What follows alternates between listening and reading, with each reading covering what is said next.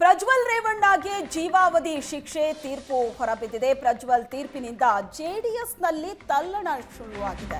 ಗಾಯದ ಮೇಲೆ ಬರೆ ಎಳೆದಂತಾಯಿತು ಈ ಕೇಸ್. ಗೌಡ್ರು ಸೇರಿದಂತೆ ಬಹುತೇಕ ನಾಯಕರು ಮೌನ ತಾಳಿದ್ದಾರೆ. ಪ್ರಜ್ವಲ್ ತೀರ್ಪಿನಿಂದಾಗಿ ಜೆಡಿಎಸ್ನಲ್ಲಿ ತಲ್ಲಣ ಉಂಟಾಗಿದೆ. ಗಾಯದ ಮೇಲೆ ಬರೆ ಎಳೆದಂತಾಯಿತು ಕೇಸ್. ಜೆಡಿಎಸ್ ಕಾರ್ಯಕರ್ತರು ಕುಟುಂಬಕ್ಕೂ ಕೂಡ ಮುಜುಗರವನ್ನ ತಂದಿಟ್ಟಿದೆ. ರೇವಣ್ಣ ಕುಟುಂಬದ ಪರಿಸ್ಥಿತಿ ಕೂಡ ಶೋಚನೀಯ. ಶಿಕ್ಷೆ ಕಡಿಮೆ ಆಗೋ ನಿರೀಕ್ಷೆಯಲ್ಲಿ ಕುಟುಂಬ ಇತ್ತು. ಗೌಡರ ಕುಟುಂಬ ಇಂತಹ ಹಿನ್ನಡೆಯನ್ನ ಅನುಭವಿಸಿರಲಿಲ್ಲ. ಮುಜುಗರದ ಪರಿಸ್ಥಿತಿಯನ್ನ ಕುಟುಂಬ ಎದುರಿಸ್ತಾ ಇದೆ. ಪ್ರಜ್ವಲ್ ರೇವಣ್ಣಗೆ ಅತ್ಯಾಚಾರ ಪ್ರಕರಣದಲ್ಲಿ ಜೀವಾವಧಿ ಶಿಕ್ಷೆ ಪ್ರಕಟ ಆಗಿದೆ. ಈ ತೀರ್ಪಿನಿಂದ ಜೆಡಿಎಸ್ನಲ್ಲಿ ತಲ್ಲಣ ಶುರುವಾಗಿದೆ. ಈ ಬಗ್ಗೆ ಹೆಚ್ಚಿನ ಡೀಟೇಲ್ಸ್ ಕೊಡ್ತಾರೆ ನಮ್ಮ ಪ್ರತಿನಿಧಿ ಸುರೇಶ್ ಸಂಪರ್ಕದಲ್ಲಿದ್ದಾರೆ. ಸುರೇಶ್, ಪ್ರಜ್ವಲ್ ರೇವಣ್ಣ ಬಗ್ಗೆ ತೀರ್ಪೇನೋ ಪ್ರಕಟ ಆಗಿದೆ ನಿಜ, ಆದ್ರೆ ಆ ತೀರ್ಪು ಇಡೀ ಪಕ್ಷದ ಮೇಲೆ, ಕಾರ್ಯಕರ್ತರ ಮೇಲೆ, ನಾಯಕರ ಮೇಲೆ ಯಾವ ರೀತಿ ಪ್ರಭಾವ ಬೀರ್ತಾ ಇದೆ ಈಗ? ಯಾಕಂದ್ರೆ ಇಡೀ ಪಕ್ಷದಲ್ಲೇ ತಲ್ಲಣಕ್ಕೆ ಕಾರಣವಾಗಿದೆ ಅಂತಲೇ ಹೇಳಲಾಗ್ತಾ ಇದೆ.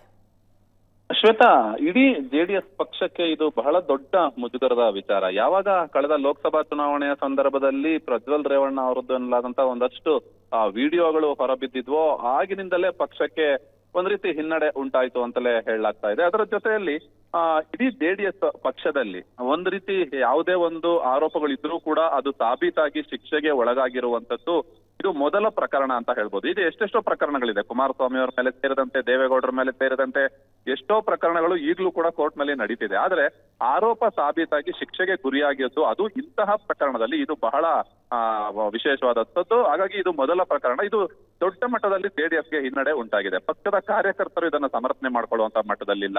ಪಕ್ಷದ ನಾಯಕರು ದೇವೇಗೌಡರು ಸೇರಿದಂತೆ, ಕುಮಾರಸ್ವಾಮಿ ಸೇರಿದಂತೆ, ನಿಖಿಲ್ ಕುಮಾರಸ್ವಾಮಿ ಸೇರಿದಂತೆ ಯಾರೂ ಕೂಡ ಇದನ್ನ ಸಮರ್ಥನೆ ಮಾಡ್ಕೊಳ್ಳೋದು ಅಥವಾ ಇದಕ್ಕೆ ರಿಯಾಕ್ಷನ್ ಕೊಡುವಂತ ಪರಿಸ್ಥಿತಿಯಲ್ಲೂ ಕೂಡ ಯಾರೂ ಇಲ್ಲ.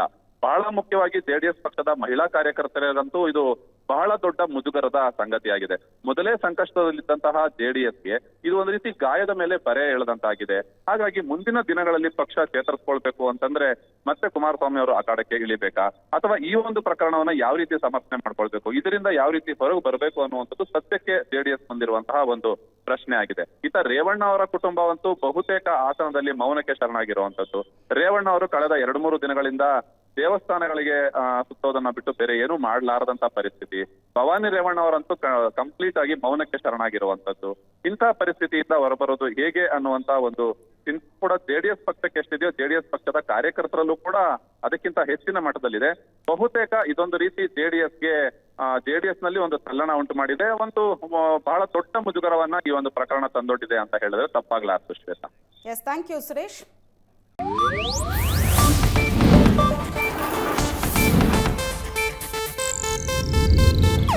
ಇದು ಏಷ್ಯಾನೆಟ್ ನ್ಯೂಸ್ ನೆಟ್ವರ್ಕ್ ಪ್ರಸ್ತುತಿ.